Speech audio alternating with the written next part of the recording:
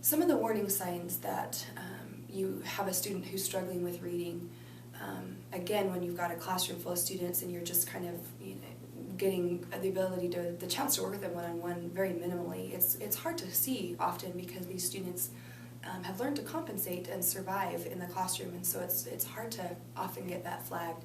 Let me talk about a couple of things that you can be aware of. What's interesting is that this doesn't just affect when they're reading. You can actually see some warning signs in just behavioral patterns in the way that they handle the classroom in and of itself.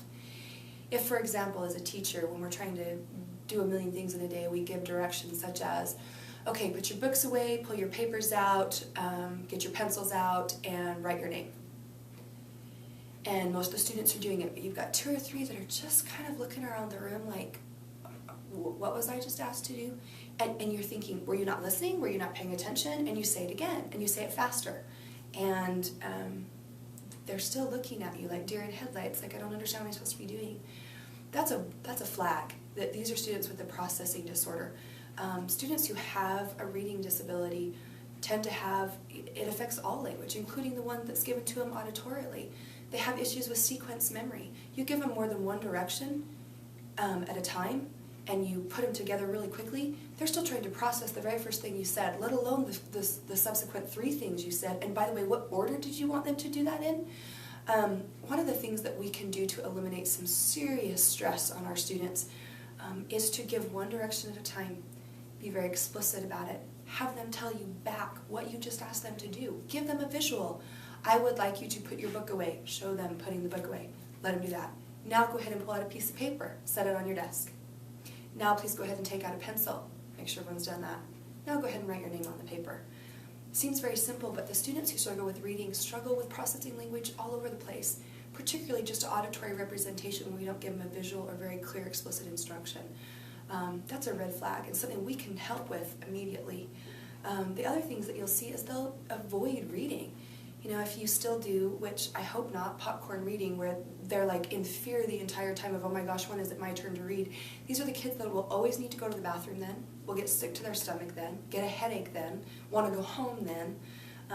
Anytime they have to read in front of their class, they get physically ill. My son did all the time, and he would want to come home, call me, and I knew what was happening. They were in reading time.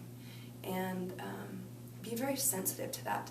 They're not doing it to be obnoxious or be a pain. That's a red flag for you to say, this kid's got some issues there. He doesn't want to read out loud, and to be very sensitive to that.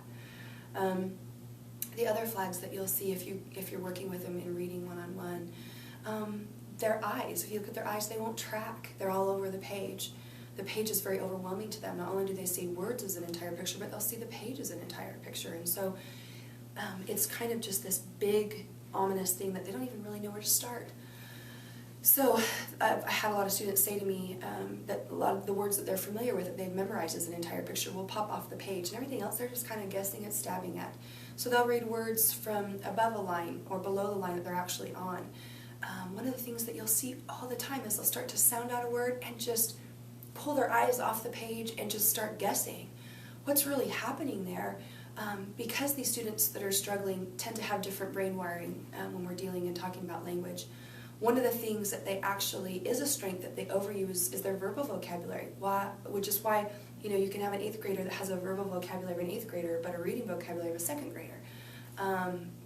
That part of their brain is awesome and actually overworks. So what they do when they get to a word they don't know, if they don't recognize it as a visual thing that they have stored as a memorized word, they will pull their eyes off the page and kind of go up into their verbal vocabulary and see if there's anything with similar sounds that they can pull from. They're not actually reading what's on the page. That's a huge indicator that you've got some processing issues going on. The other thing, they have working memory issues all over the place, different things. So your students who, you'll give them instruction on Monday and they've got it, and not just sort of understood it, but got it. And on Wednesday they act like they have no concept of what you taught them Monday. That's a red flag. These students, struggling readers, have been shown to have working memory, or what we call executive function, kind of a subset of working memory weaknesses. They're going to show up having major problems retaining information if it's not connected to things they have already learned. If they're not organized for them, they lack that ability to organize, filter, prioritize, and categorize. These are your students who read a story and can remember these really weird details that aren't important, but not the main ones. They don't know what to give priority to. That's a red flag. These are your students. However, one of the things that's really strong in their memory is what's called situational memory. It's a strength, but actually ends up being a weakness when we're talking about reading. So for example, this is why your student can recognize a word one line, 4 lines later, same word, cannot even tell that's the same word, and you're like, you just saw that.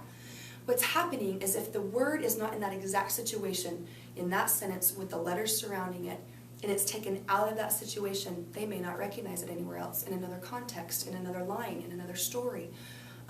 That's a big red flag if they use situational memory, if you can see that they can't recognize a word in another situation. They are not relying on phonetic decoding abilities to handle unfamiliar words. It is strictly, what have I got memorized? What can I pull out that's similar to my verbal vocabulary? You will see those compensation strategies all over the board. It affects far more than their reading, which is why it is so important that we help them take care of this. There's red flags all over the place. If you can just kind of become familiar with those and then become aware, so that we can help reduce their stress level by simple things that we can do in the classroom, by having them close to us up front, giving them very explicit one-step directions at a time, not forcing them to read out loud, being cognizant of that insecurity in them, and then giving them the type of instruction that they need so that that can be something that they can overcome and be able to enjoy and feel peace and excitement about being in the classroom instead of fear.